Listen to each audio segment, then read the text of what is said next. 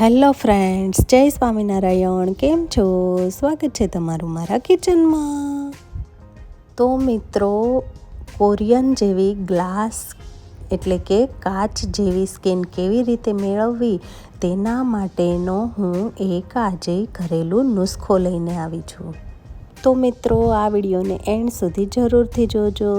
આજે હું એક એવી ક્રીમ બનાવવા જઈ રહી છું જે ક્રીમ તમારી ત્વચાને કાચ જેવી ચમકદાર તો બનાવશે જ, અને સાથે જ જો તમારા ચહેરા પર ખીલ અથવા ખીલના ડાઘ હશે તો તેને પણ દૂર કરશે, અને જો તમારી ત્વચા પર દાજના ડાઘ હશે તો તે દાજના ડાઘને પણ સરળતાથી દૂર કરશે. તેના માટે તમારે કોઈ મોંઘી ક્રીમ બજારમાંથી લાવવાની જરૂર નથી. જો તમે આ ક્રીમ એકવાર ઘરે બનાવી લીધી તો મિત્રો, આ ક્રીમ ફક્ત 7 જ દિવસમાં તમને રિઝલ્ટ આપવાનું શરૂ કરી દેશે. તમે એકવાર આ ક્રીમ યુઝ કરશો તો તમે વારંવાર આ ક્રીમ બનાવવાનું પસંદ કરશો. તમે બહારથી કોઈ ક્રીમ લાવવાનું પસંદ નહીં કરો જો એકવાર આ ક્રીમને યુઝ કરી લીધી.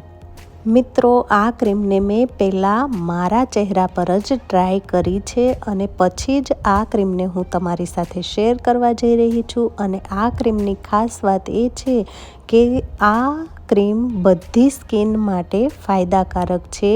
ઓઇલી સ્કિન હોય, ડ્રાય સ્કિન હોય, બધી સ્કિનને તે સુટેબલ છે. કોઈ પણ સ્કિનને નુકસાન નથી અથવા તો તેની કોઈ આડઅસર પણ નથી. તો ચાલો મિત્રો, આપણે ક્રીમ બનાવવાનું શરૂ કરીએ.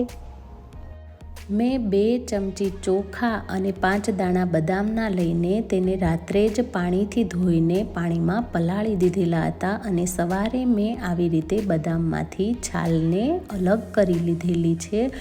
અને મિત્રો, ચોખા આપણી સ્કિન માટે બહુ જ ફાયદાકારક છે. જો આપણે ચોખાનું પાણી પણ ફેસ પર લગાડીએ તો પણ આપણી ત્વચા એકદમ ચમકીલી બને છે. તો મિત્રો, આપણે એક મિક્સરનો જાર લઈ લઈશું આવી રીતે, અને તેમાં આપણે ચોખા અને બદામને પાણી સાથે જ ઉમેરી દઈશું અને તેને આપણે મિક્સરમાં સરસ એવું પીસી લઈશું. તો તમે જોઈ શકો છો કે મેં બદામ ચોખાને સરસ એવું મિક્સરમાં પીસી લીધેલું છે. તો હવે આપણે તેને એક બાઉલમાં આવી રીતે કાઢી લઈશું અને તેમાં આપણે 2 ચમચી જેટલું એલોવેરા ઉમેરીશું. અહીંયા આપણે માર્કેટવાળું જ એલોવેરા ઉમેરીશું અને તેને આપણે આવી રીતે એક જ ડિરેક્શનમાં સતત ચલાવતા રહીશું અને તેને ફેટતા રહીશું. તમે જે રીતે વિડીયોમાં જોઈ રહ્યા છો તેવી રીતે આપણે એક જ ડિરેક્શનમાં આવી રીતે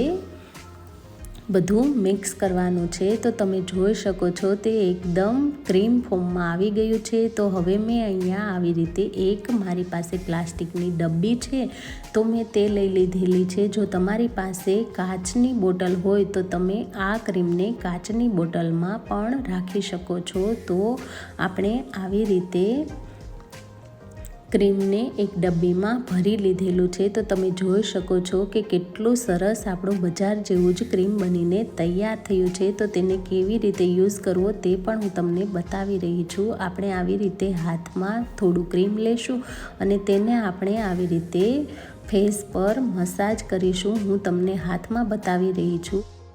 આ ક્રીમને વધારે વાર ફેસ પર મસાજ કરવાની જરૂર નથી. આ ક્રીમને આપણે નોર્મલ થોડો એવો જ મસાજ કરીને સ્કિન પર છોડી દેવાનું છે અને પછી 30થી 45 મિનિટ સુધી રહેવા દેવાનું છે, અને પછી ઠંડા પાણીથી તમે ચહેરો સાફ કરી શકો છો.